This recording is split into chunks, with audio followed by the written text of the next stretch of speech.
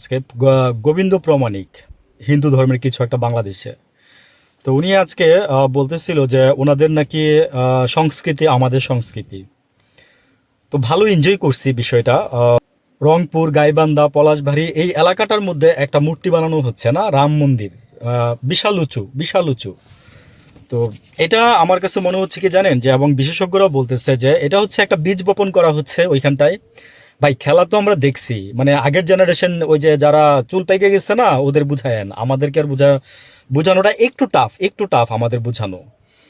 তো যারা আছে মুরব্বী তারাও বলতেছে, যারা এটা বুঝে, তো বীজ বপন করা হইতেছে ওইখানে। আর কে বানাচ্ছে জানেন, তার নিজের জায়গাতে সে বানাচ্ছে, সে একজন হিন্দু ব্যক্তি। সে হচ্ছে আপনার ইলেকট্রিক রং মিস্ত্রি।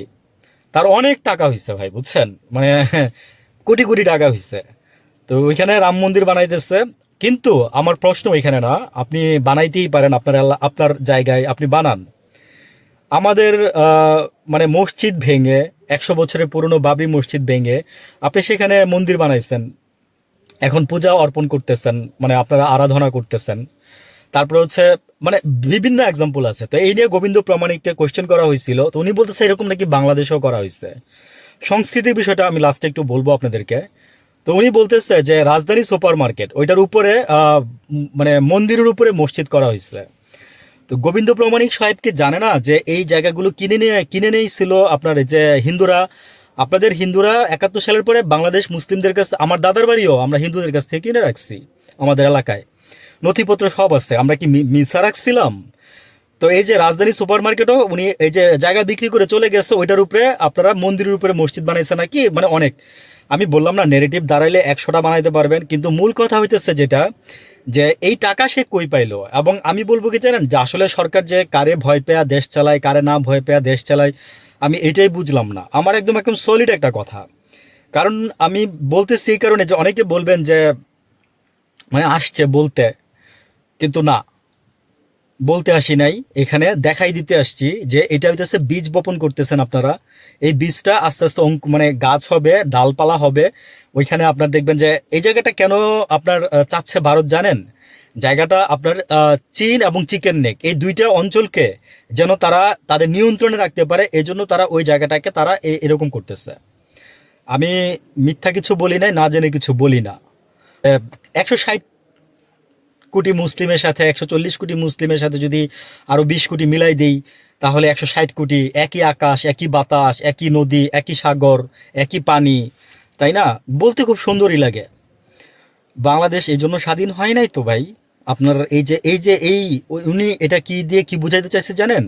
উনি এটা অ্যাসিড টেস্ট করছে, দেখতে চাইছে বাংলাদেশের মানুষ কি প্রতিক্রিয়া জানায়, বাংলাদেশের মানুষ কি ভাবে, কি বলে। এটা হচ্ছে ওনার একটা অ্যাসিড টেস্ট। আমরা যদি এখন উল্টায় বলি আপনাকে যে আপনারা আমাদের সাথে চলে আসেন, 160 কোটি, আপনারা 40 না, 160 বানানোর শখ না, আমরা 20 কোটি বাংলাদেশের সাথে, আপনারা 140 কোটি আমাদের সাথে চলে আসেন, আসবেন?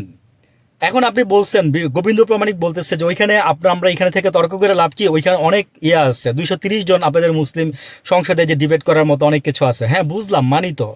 এবং উনি বলতেছে যে আপনারা বলেন বাংলাদেশ থেকে যে মুসলিমরা ওইখানে হিন্দুদেরকে এই যে মানে আমরা নির্যাতন করতেছি, মানে হিন্দুরা নির্যাতন করতেছে, তারাই দিচ্ছে, গরু খাইতে দেন না। কিন্তু ওইখানে তারা তো অভিযোগ করে না, ওইখানে তারা অভিযোগ করবে কিভাবে? আপনারা তো ওইখানে এই যে এখানে একটা ঠেকায় রাখছেন, ঠেকায় রেখা বলতেছেন এইগুলা ওদেরকে। আমাদের দেশে যে ওই মুসলিম মানে ভাইরা আছে, তা আপনি বলেন যে আমি যদি এখন আবার উল্টায় আনি জিনিসটাকে, যে আমাদের দেশে আপনি বলেন তো যে কোন জায়গাটাতে আমরা এই যে আমরা আমরা হিন্দু ভাইদেরকে আমরা মানে খারাপভাবে আসছে ওনারা আমাদের সাথে। আমার আমা- আমরা আমরা তাদেরকে দাদা ডাকি জানেন? আমরা তাদেরকে শ্রদ্ধা ভরে দাদা ডাকি, মানে চলে আসে দাদা ডাকটা। তাই বলে দাদাগিরি দেখানোর জন্য দাদা ডাকি না। আপনি পিনাকি ভট্টাচার্যকে নিয়ে বলছেন, এবং একজন কোশ্চেন এখানে লাইভ টক চলতেছিল, তো ওইখানে একজন কোশ্চেন করছে। তো উনি পিনাকি সম্পর্কে বলাতে মানে মানে খেপে গেছে, মানে ওই যে কোশ্চেনটা করছে আর কি। তো উনি বলতেছে আপনি পিনাকি ভট্টাচার্য নিয়ে এরকম বলতেছেন। আমি পিনাকি ভট্টাচার্য সম্পর্কে পক্ষেও না বিপক্ষেও বলবো না। আমি এখানে কিছু ন্যায্য কথা বলি পিনাকি দাস সম্পর্কে। সেটা হচ্ছে, দেখেন এই যে আমার বেরোয় গেছে কিন্তু, মানে উনি হিন্দু, মানে উনি কি বিয়ে করছে, মুসলিম বিয়ে করুক না হিন্দু বিয়ে করুক, তাকে গোবিন্দ প্রমাণিক, তাতে আপনার কি, আপনার কি আসে যায়? আপনি উনি উনি দেশকে ভালোবাসে, আপনি যেমন আপনার দেশকে ভালোবাসেন, এখানে এসব দালালি করেন। আর উনি ওনার দেশকে, নিজের দেশকে সত্যি সত্যি ভালোবাসে। উনি আটা দিয়ে ওষুধ বানাইছিল, উনি এটার ব্যাখ্যা উনি হাজার জায়গায় দিচ্ছে। মিথ্যা কথা কেন বলেন? আপনারা কি মনে করছেন যে মিথ্যা ট্যাবলেট খাওয়ায় খাওয়ায় আমাদেরকে মানে এখনো বোকা বানায় রাখবেন? সেই দিন ভাগে খাইছে গোবিন্দ প্রমাণিক সাহেব, নাম ধরেই বললাম আপনাকে। অমুক দল তমুক দল, হ্যাঁ, মানে সেইম আমার কাছে। বললাম তো, বা যারা নাম ধরে কথা না বলতে পারেন তারা এখানে এসে কথা বললেন না।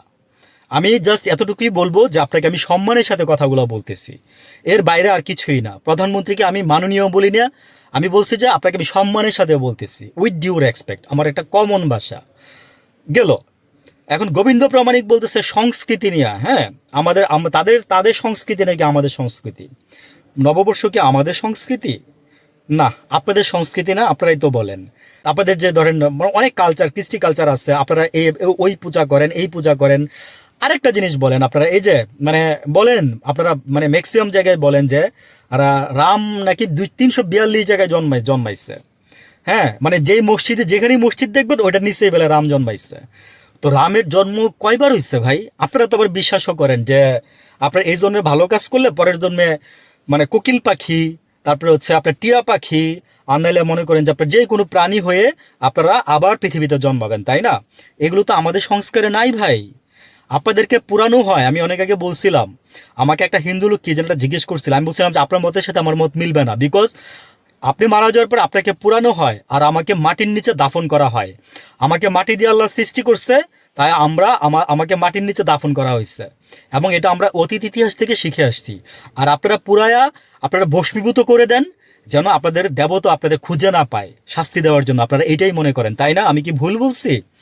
আরও কিছু কথা বলি, সেটা হচ্ছে আপনারা গরুরে মা মানেন। আমার একটা হিন্দু ফ্রেন্ড ছিল, মেয়ে ফ্রেন্ড, হ্যাঁ, কলেজের মধ্যে সেরা সুন্দরী, মানে জাস্ট এমনি বললাম কথাটা, অন্য কিছু মনে করবেন না কেউ। তো তারা আমি জিজ্ঞাসা করছিলাম যে আচ্ছা তোরা যে গরুরে মা মানিস, তোরা তো গরুর এই যে মানে দুধ খাস। তো সে বলছে মার দুধ খাওয়া যায়, মারে তো আর খাওয়া যায় না। তো আজকে একজন এই যে এই টক শোতেই বলতেছিল, আমি আরেকটা কথা বলি তার আগে, যে আপনারা তো গরুর চামড়া দিয়ে জুতা বানায়া, হ্যাঁ, ওইটা তো আপনারা আবার পায়ে পড়তেছেন, তাইলে মায়ের ইজ্জত দিলেন কোথায়? ইজ্জত দিচ্ছেন মায়েরে? আমার ফ্রেন্ডের কথায় আসি। তো সে বলছে যে গরুর দুধ খাওয়া যায়, গরুরে মার তোর মাংস খাওয়া যায় না। আর ওই টক শোতে, গোবিন্দ প্রামাণিকের ওই টক শোতে একজন আমাদের যিনি ডিবেট করছে উনি বলতেছে যে আপনারা গরু কেটে ছিলে, হ্যাঁ, সৌদি আরবে স্লাইস করে সৌদি আরবে রপ্তানি করেন, আপনারা আবার সেইখানে গিয়ে গরুর মাংস খান। শুভেন্দু অধিকারী গরুর মাংস খায়, প্রমাণ লাগবে দিব, মানে 10টা প্রমাণ দিয়ে দিব।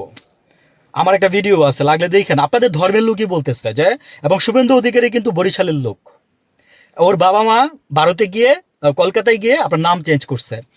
মানে বললাম না যে, এবং আরেকটা জিনিস আজকে দেখেন, আমেরিকা থেকে একটা ভাইয়ের টক শো আমি প্রতিনিয়ত দেখি, প্রতিবারই দেখি, উনি বলতেছে যে আপনারা আজকে পর্যন্ত টয়লেটটা ঠিক করতে পারলেন না, হ্যাঁ, আপনারা প্রত্যেকটা রাজ্যে টয়লেট, এখন আপনারা কানাডাতে গিয়ে টয়লেট, মানে কানাডার পার্কে, তারপর হচ্ছে ইউরোপের বিভিন্ন পার্কে নাকি আপনারা টয়লেট করেন, হ্যাঁ, মানে এই টাইপের একটা উনি কথা বলছে যে মানে জাতীয়, মানে কি বলবো, যে এটা একটা স্বাধীনতা আর কি আপনাদের, আপনারা ওইখানে সেখানে মানে না গেলে আপনাদের বাথরুমে গেলে আপনাদের পায়খানা হয় না।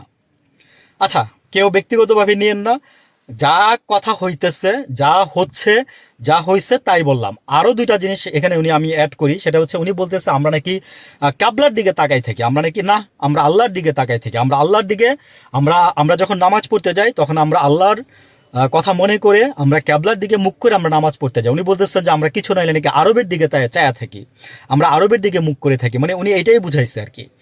আমরা ক্যাবলার দিকে না ভাইয়া, আমরা গোবিন্দ প্রমাণিক সাহেব, আপনি আরো অনেক কথা বলছেন, আপনি অনেক আগে বলছিলেন, আছে রেকর্ডে আছে, লাগলে শুনে নিয়েন। এবং আমি যে সমস্ত কথাগুলো বলছি প্রত্যেকটার জিনিস রেকর্ডে আছে, লাগলে আমি এখানে প্রুফ দিতে পারতাম, কিন্তু ভাই এডিট ফেডিট করি না, সময় পাই না, বিকজ তাই আমি দিতে পারি নাই। কিন্তু লাগলে আপনারা জিজ্ঞেস করেন, আমি এখানে প্রমাণ দিয়ে দিব আপনাদেরকে। আপনি আরেকটা জিনিস বলছেন, সেটা হচ্ছে যে রংপুরে যে আপনার মন্দির যিনি বানাচ্ছে, মানে বাংলাদেশ থেকে আপনার ওইখানে হিন্দু হচ্ছে 6.4%। মানে ওদের কথা হচ্ছে কি যে হিন্দু ধর্মের লোক বাড়াও। এবং আমি এই যে পুশিন, ওরা একটা দুইটা শর্ত দিচ্ছে না যে পুশিন করবো না, সরি, যদি হিন্দু হয়ে যাও তাহলে তোমাকে পুশিন করা হবে না, মানে এটা ছিল তাদের একটা কৌশল। মানে শুনেন, যারা মুসলিম ধর্ম গ্রহণ করছে আপনাদের ধর্ম থেকে এসে এসে, তারা ভালো, যারা বুদ্ধিমান এবং বুদ্ধিমতী, তারাই এসে এসে মুসলিম ধর্ম গ্রহণ করে। আর আপনাদের মধ্যে যারা মানে আমি অসম্মান নিয়ে যেহেতু কথা বলবো না বা এখানেও বললাম না, মানে যাদের মেধা বুদ্ধি কম আছে তারাই আপনারা হয়তোবা ওইভাবে থাকেন। ভালো থাকবেন সবাই। আসসালামু আলাইকুম।